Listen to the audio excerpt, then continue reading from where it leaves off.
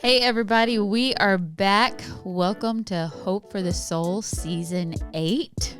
Season 8. We've been going at it, and y'all, I think I may have the best joke of them all. Let's start off. There's only one today, but I think this one will do it. This one has had some time to simmer. Yes. And to grow. Yes. It had better be good. Yes. I've been waiting. So, what is a chicken's favorite shoe? Reebok, I knew it was going to be good. I knew it was going to be good because all summer long people have been texting you chicken jokes.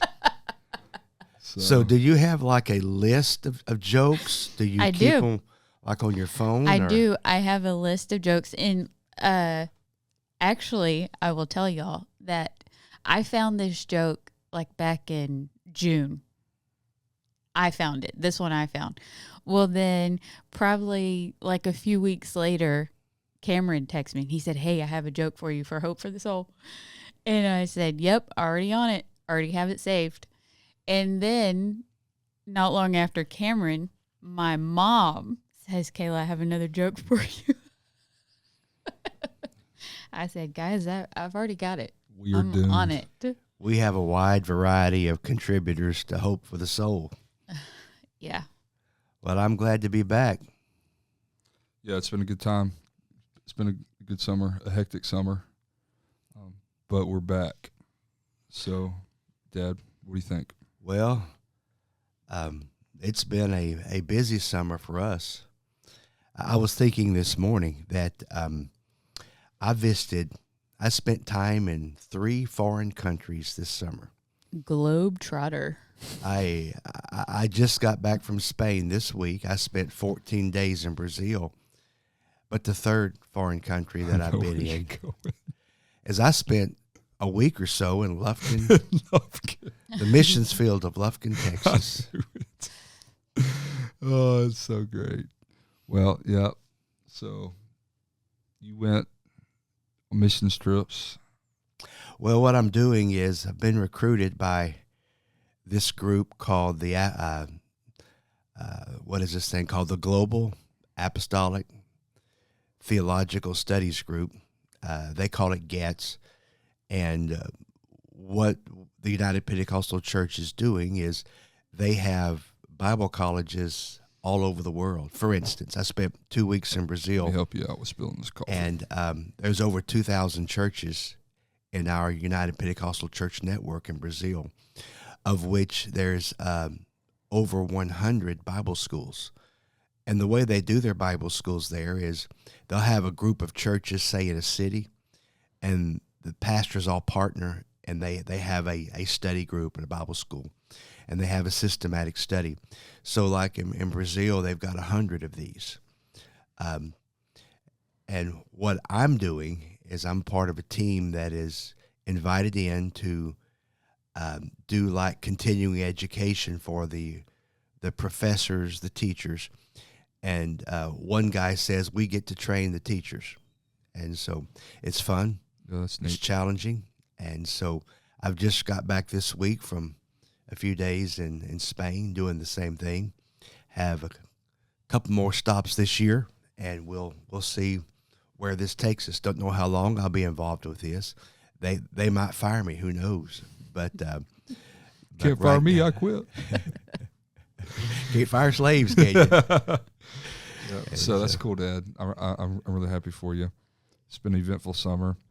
This is a preview episode. There's really no set topic. We're just gonna kind of catch up, bring everyone up to speed, and I am excited. We about are following this the cloud. We're following the cloud today. Absolutely. But I'd also like to mention that that July was a significant month for us personally. Yeah.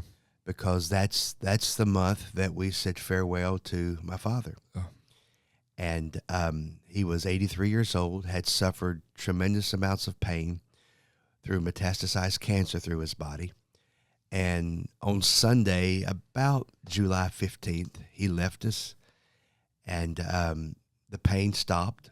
He left us, and then basically the month of July was spent telling Dad goodbye, and then celebrating his life.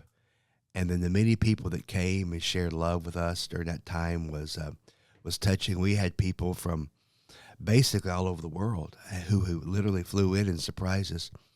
And what an honor it was for them and for any and all that came or even sent a text message. It meant much to us. But July was filled with saying goodbye to Dad. Yeah. And I know last season he would roll into this room on his little scooter. Yeah. And he'd watch us, and every once in a while he'd holler something at us, and we try to include him. But Kayla got to where she affectionately called him your sidekick. You'd come walking in the office or walking here in the studio, and a couple seconds later you'd see Papa rolling in. Yep. Oh, we made some great memories last year with that, earlier this year with that. Yeah, we had some funny memories. So that's kind of, you and Mom did vacation. We did vacation with our family and the kids, got away for a few days, relaxed. Oh, y'all were gone for a few days this week, though. Yeah, we were. It's a neat thing you've been involved in. Tell us about it. Yeah. So the very beginning of this year, I think it was January, it may have been December, I don't remember when, we were invited to be a part of a group called the Jonathan Project. And it's a group of 10 pastors from across the country in our 30s. And so it was a mentor group, iron sharpens iron, but also elders. And the facilitators were a few years older than us, in their early 40s. But then the mentors of the group were men that were in their 60s and entering into their 70s, very respected men. And probably it was something that I didn't know I needed, but it's really good. So we wrapped up. We had 4 in-person meetings this year all across the country, and then we had several meetings online. Mm-hmm. And it was great for Kayla and I to build relationships with people our age that are big dreamers, big doers, people that are some that are further or pastoring larger churches than us, some that are pastoring smaller churches than us, but everybody's kind of on mission and climbing we have the mountain. same goal. Yeah, so it's a lot of fun. It was a lot of laughter, a lot of, kind of just letting our hair down and relaxing. I hate this word, but it was the safe. It was the safe place. Mm-hmm. That's the buzzword for snowflakes. But it really was that, though. And so we enjoyed it, got to make great relationships with friends, but also with elders that'll last the rest of our life. So if you grow at the speed of relationships, you made 10 new friends with your peers in this group, but also the facilitators. So it's safe to say that you made 20 new relationships this year. Yeah. Mm-hmm. Through especially this. with the guest speakers who would come in and pour into us for 2 days. So to me, this is incredible that your circle of friendship grew by 20 this year. Probably more, but I think that would insist that, you become who you hang around. And so I think with your being involved like this and this invitation and the people that you were able to spend time with, and even this week, I think you were at Urshan College or Urshan University, mm-hmm. and also the World Evangelism Center headquarters. No, that's the old name. What is the new name? UPCI World Headquarters. Oh. WEC World Evangelism Center is Hazelwood. We've just proven a point here. I feel like that sometimes I feel like that I'm a dinosaur. And then when I sat down today and looked at myself on this feedback camera that we've got, I really feel like that probably I'm the representative to Hope for the Soul from like Jurassic Park, because I'm like a dinosaur and I'm looking out of these leaves. And I feel like that I've just proven. You're the token elder, Dad. I'm the token elder. I think I'm actually going to get a dinosaur and put it in that tree. He'll forget about it. And then one day he's going to be talking about something so serious and everybody's just going to see a dinosaur pterodactyl. So tell me a little bit about, talk to us a little bit about this past week, earlier this week, your time at Urshan and at World Headquarters. Well, it was session intensive. So you go hard for 36 hours. You fly in on Sunday night, and you get together Sunday night for dinner, hanging out. We weren't able to do that because flight delay. But we met 9 o'clock Monday morning, and we were together until 6 or 7 o'clock that night. And then we're back meeting Tuesday morning at 9. And I think we were there. This lasted till 1 or 2 before we left. The end of it's always kind of open-ended because people are traveling and all Monday? that. No, we were there. Excuse me, Tuesday. Oh, Tuesday. Yeah, so on Tuesday, we were there till 1 or 2. I forget that time. Some of that was structured sessions. Some of that was small groups. So it's really cool. So we've been in a large group of people, but also each time we meet, and even on small groups, we've been in the same small group of 4. I've been in a small group with 4 other pastors and 2 elders, or 1 facilitator and 1 elder. And my wife has been in the same small group all year with pastor's wives, a facilitator's wife, and then an elder or a mentor's wife. So, but of particular interest is, I know every time that I travel up there, I marvel at how inclusive that I find the World Headquarters and Urshan campus to be. It's as if that they've been waiting on you to get there, and they embrace you and they welcome you. Yeah. And so hospitality is not just what they say and what they want to do; it's who they are. Like, they really do have a heart for other people, and it's people that I've seen my whole life and looked up to my whole life, and whether they've been working and operating at World Headquarters or not, they've been in, I guess, our ecosystem of a ministerial circle, and then to be with them and walk in their offices and get the tour, and they take you into the closets and they take you into, this building is awesome, but this is our dreams for it. And when we were there, General Conference for the United Pentecostal Churches in a month, and so everybody's prepping for that, working very hard for that. It's great. We reconnected with one of our friends who's going to be a guest on Hope for the Soul the last week of September, LJ Harry. Yes. And if you don't know him, if you're one of our listeners that go to our church and you don't know him, you do know him, even though you don't know him, because he is responsible for all of our adult Sunday school curriculum and young adult Sunday school curriculum, and even some of the curriculum that our children teach. And so he's a great guy. LJ, hilarious. He's hilarious. His personality is larger than life. So we spent time in his office. He brought us in his office, and he has a podcast, and so he showed us his equipment, and it's a big, nice executive office. He's got a cabinet. He said, and that's my liquor cabinet, because he keeps all of his candy. It's and his all candy, that. Guys. It's his candy. So, but it was just a way to insert funniness. So, but it was great. We spent an hour and a half with Dr. David Bernard, and it was an hour and a half that I'll never forget. Mm-hmm. And just, did he know who you were? He did. He did. I don't know if that was for a good reason or a bad reason, but he knew. We've been talking about you, young Pastor Tritt.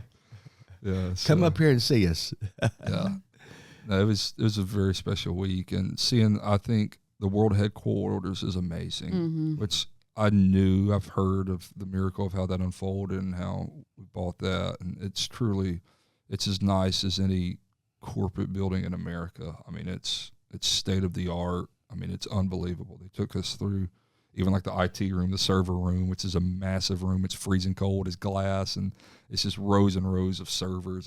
It's unbelievable. But that's very impressive. But I think what was most impressive for Kayla and I was the Urshan University campus. Like, it's mind blowing, and they've moved into it, but they haven't yet made it our own yet. I say we. It's our school. It's our university. And speaking of that, our own Abigail Thomas, member of our church, is at Urshan University. In her senior year. In her senior year, but she was also hired by the Stewardship Group, which is an entity within the United Pentecostal Church, handles life insurance, retirement, all kinds of things like that, church funding, all of that. Well, she just got hired on with them, and her office is at World Headquarters. So it was great. We got to see her. I think it was her first day on the job. It was really cool. She was in marketing meetings and all that, but it's really cool to see that. So that was a cool project. That's enough about us, though. I'm excited about this.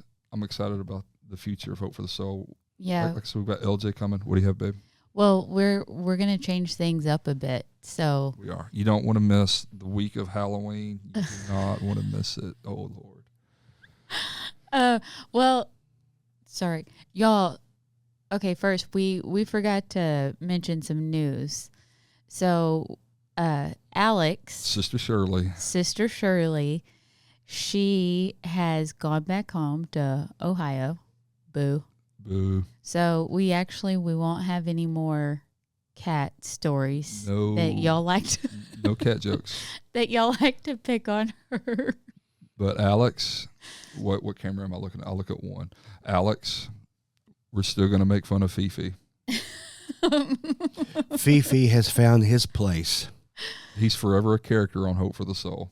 I forgot the Pastor Smith called him Fifi. Yes. But Alex got offered a teaching position. Yes, and very happy for her. She was very excited, and we hated to see her go, but we knew that it was obviously the right thing. Yes. And she's back with her family.